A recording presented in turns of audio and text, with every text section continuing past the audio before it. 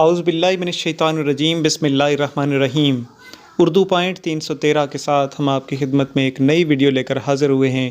آج کی ویڈیو کا عنوان ہے حضرت نوح علیہ السلام کی اولاد۔ حضرت نوح علیہ السلام کے 4 بیٹے تھے جن کا نام حام بن نوح، سام بن نوح، یافز بن نوح اور کنعان بن نوح۔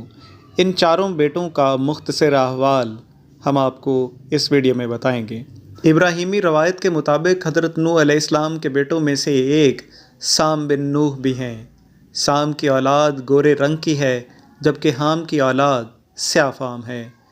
سام کے 5 بیٹے تھے جن کا نام ایلام، اسور، ارفکس، علوت اور ارم ہیں۔ حام بن نوح کے دوسرے بیٹے جن کا توریت میں مفصل ذکر ہے۔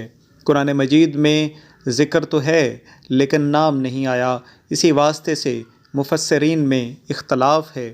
جو لوگ توریت کی روایت کو صحیح سمجھتے ہیں وہ ان کو حضرت نوح علیہ السلام کا نافرمان بیٹا بتاتے ہیں جو کشتی میں سوار نہیں ہوا تھا بلکہ طوفان میں غرق ہو گیا تھا، برخلاف اس کے طبری نے غرق ہونے والے لڑکے کو حضرت نوح علیہ السلام کا چوتھا بیٹا لکھا ہے اور اس کا نام کنعان بتایا ہے۔ برخلاف اس کے طبری نے غرق ہونے والے لڑکے کو حضرت نوح علیہ السلام کا چوتھا بیٹا لکھا ہے اور اس کا نام کنعان بتایا ہے۔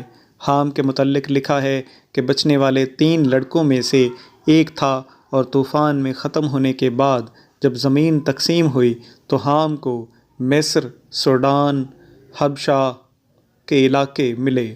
ان کی اولاد میں سیاہ فام ہیں۔ کہتے ہیں نمرود بھی انہی کی نسل سے تھا۔ حام کا ایک بیٹا یام یا کنعان تھا۔ روایات میں اختلاف بھی ملتا ہے، کچھ کے نزدیک یہ حضرت نوح علیہ السلام کا غرق ہونے والا بیٹا تھا۔ حام کی اولاد کے بارے میں تورات میں مذکور ہے۔ بنی حامیہ میں کوش اور مصر اور فوت اور کنعان کا ذکر ملتا ہے۔ یافز بن نوح حضرت نوح علیہ السلام کا بیٹا تھا جو آپ کے ساتھ نجات پانے والوں میں سے تھا اور ان کی نسل سے ایک ترک، دوسرا سقابلہ اور تیسرا یاجوج ماجوج تھے۔ یافز کے ایک بیٹے کا نام یوان بن یافز بن یونان بن یافز تھا اور اسی کے نام پر یونان نامی ایک ملک ہوا۔ تورات میں اولاد یافز کے بارے میں پیدائش کے باب میں ان کی اور اولادوں کا تذکرہ بھی ملتا ہے جن کے نام حمر اور ماجو، جاور، مادی یعنی کہ یاجوج ماجوج اور یاوان اور توبل اور مسکا اور تیراس ہیں۔ گجر قوم بھی یافز کی نسل سے متعلق ہے۔ ان کا بڑا ملک قادسیہ سے لے کر بلاد ترک، روس اور سدِ ذوالقرنین تک تھا۔ کنعان بن نوح کا وہ بیٹا جو ایمان نہ لایا۔ نوح کا بیٹا یام جس کا لقب کنعان تھا اور کنعان کی والدہ وہلا گھر والوں میں سے یہ دونوں علیحدہ رہے اور غرق ہوئے۔ نوح نے اپنے بیٹے کو کشتی میں سوار ہونے کو کہا لیکن وہ سوار نہ ہوا اور غرق ہو گیا۔ حالانکہ توریت کے سفر مذکور میں نوح کے 3 بیٹے لکھے ہیں، سام، حام، یافز، اور تینوں کا کشتی میں سوار ہونا اور طوفان سے نجات پانا لکھا ہے، اور نیز مفسرین اسلام اس بیٹے کا نام کنعان بتلاتے ہیں، حالانکہ کنعان حام کا بیٹا نوح کا پوتا ہے۔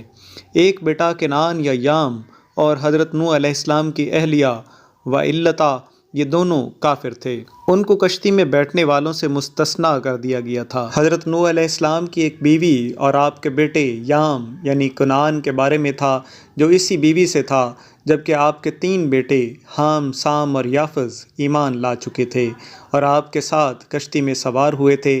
حضرت سام اور ان کی اولاد بعد میں انہی علاقوں میں آباد ہوئی تھی، چنانچہ قوم عاد، قوم سمود اور حضرت ابراہیم علیہ السلام سب سامی النسل تھے۔ حام اور یافز دونوں علاقوں میں جا کر آباد ہوئے اور اپنے اپنے علاقوں میں ان کی نسلیں آگے چل کر خوب پروان چڑھیں۔ لفظ مغل دراصل منگول سے نکلا تھا۔ جب منگولوں نے عرب کا رخ کیا تو چونکہ عربی زبان میں گاف کو غین کے تلفظ سے ادا کیا جاتا ہے، اس لیے منگول کہلانے لگے، جن کو انگریزی میں مونگل اور عربی اردو میں مغل کہا جانے لگا۔ مغلوں کی تاریخ چنگیز خان سے جا ملتی ہے، کیونکہ وہی مغلوں کا پہلا باضابطہ منگول، تاتاری اور دیگر متحدہ قبائل کا بادشاہ بھی تھا۔ یہ لوگ وسط ایشیا میں موجود رہے۔ بعد ازاں ان کی فتوحات کا پھریرہ دنیا کے مختلف حصوں پر پھیل گیا۔ ازبک، چغتائی، تاجک، برلاس، ترکمن، کرغستان سمیت تمام وسطی ایشیا علاقوں، موجودہ منگولیا، روس اور چین کا سرحدی علاقہ، صحرائے گوبی کے شمال اور سائبیریا کے جنوب میں بسنے والی اقوام کو عام طور پر منگول کہا جاتا ہے۔ مغل، تاتاری اور ترک سب کے سب ایک ہی نسل سے تعلق رکھتے ہیں۔ ترکوں کے ہاں یہ سبق ان کے بچوں کو بچپن سے پڑھایا جاتا ہے کہ تاتاری، منگول اور مغل کون تھے اور ان کا آپس میں کیا تعلق تھا۔ ترک یہ بات بخوبی جانتے ہیں کہ دو سگے منگول سردار بھائیوں قبل خان کی اولاد سے چنگیز خان ہوا اور کاجولی خان کی اولاد سے امیر تیمور آیا، اور امیر تیمور برلاس کی اولاد سے ظہیر الدین محمد بابر پیدا ہوا، جنہوں نے بر صغیر میں مغلیہ سلطنت کی بنیاد رکھی، جو 200 سال تک تو 6 لائق ترین باپ بیٹے ترک النسل منگول، جن میں ظہیر الدین محمد بابر، نصیر الدین محمد ہمایوں، جلال الدین محمد اکبر، نور الدین محمد جہانگیر، شہاب الدین شاہ جہاں، اورنگزیب عالمگیر 1526 تا 1707 تک طاقتور ترین بادشاہ رہے، جبکہ 1707 تا 1857 اورنگزیب کے کمزور جانشین باہمی اختلافات پر